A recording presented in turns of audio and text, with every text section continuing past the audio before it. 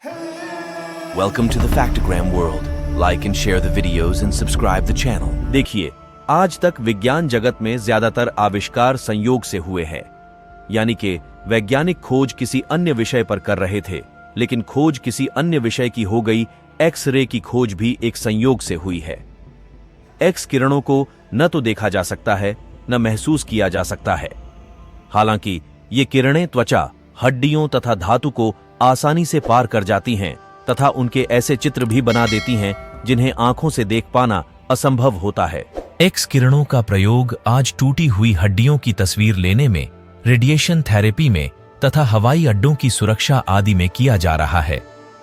इनकी खोज जर्मनी के भौतिकशास्त्री विल्हेल्म कोनराड रॉन्टजन ने सन 1895 में 50 वर्ष की उम्र में की थी। 18वीं सदी के अंत तक वैज्ञानिकों को इन किरणों के बारे में कोई जानकारी नहीं थी, इसलिए इनका नामकरण एक्स-रे किया गया, जिसका मतलब होता है अज्ञात किरणें। रॉन्टजन के नाम इन किरणों को रॉन्टजन रेज। विल्हेम रॉन्टजन का जन्म जर्मनी के लेनेप नामक स्थान पर हुआ था। इनके पिता एक किसान थे। उनकी शिक्षा हॉलैंड में हुई। सन 1885 में वह बुर्जबर्ग विश्वविद्यालय में भौतिकी के प्रोफेसर पद पर नियुक्त किए गए। यहीं उन्होंने एक्स किरणों का आविष्कार किया। इनकी खोज की कहानी भी बड़ी दिलचस्प है।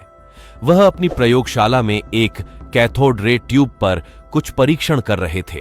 उन्होंने पर्दे गिराकर प्रयोगशाला में अंधेरा कर रखा था और ट्यूब को काले रंग के गत्ते के डिब्बे से ढक रखा था।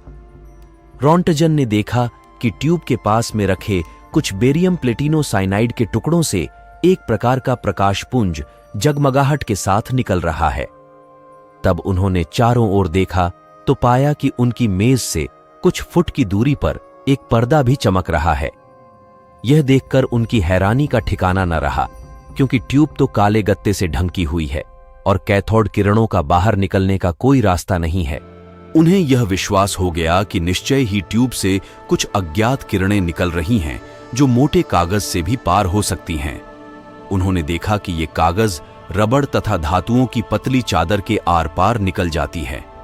तब उन्हें एक बहुत ही महत्वपूर्ण किंतु सरल विचार सूझा। उन्होंने सोचा कि जैसे साधारण प्रकाश से फोटोफिल्म प्रभावित हो जाती है, हो सकता है इन रहस्यमयी किरणों का भी फोटोफिल्म पर कुछ प्रभाव पड़े। इस विचार को प्रयोगात्मक रूप से परखने के लिए उन्होंने एक फोटोफिल्म को डेवलप किया तो देखा कि प्लेट पर हाथ की हड्डियां स्पष्ट रूप से दिखाई दे रही हैं तथा उनके चारों ओर मांस धुंधला सा दिखाई दे रहा है। प्रोफेसर रॉन्टजन की पत्नी ने अंगूठी पहन रखी थी। एक्स किरणों से लिए गए उनके हाथ के चित्र में यह अंगूठी भी स्पष्ट दिखाई दे रही थी। यह पहला अवसर था जब किसी जीवित व्यक्ति के ढांचे का चित्र लिया गया था। एक्स किरणों के आविष्कारक प्रोफेसर रॉन्टजन और उनके दो साथियों, जिन्होंने इन किरणों के विकास में अत्यंत महत्वपूर्ण योगदान दिया था, कि इनके घातक प्रभाव से मृत्यु हुई। यद्यपि ये किरणें जीवनदायी हैं, लेकिन शरीर पर इनके घातक प्रभाव होते हैं।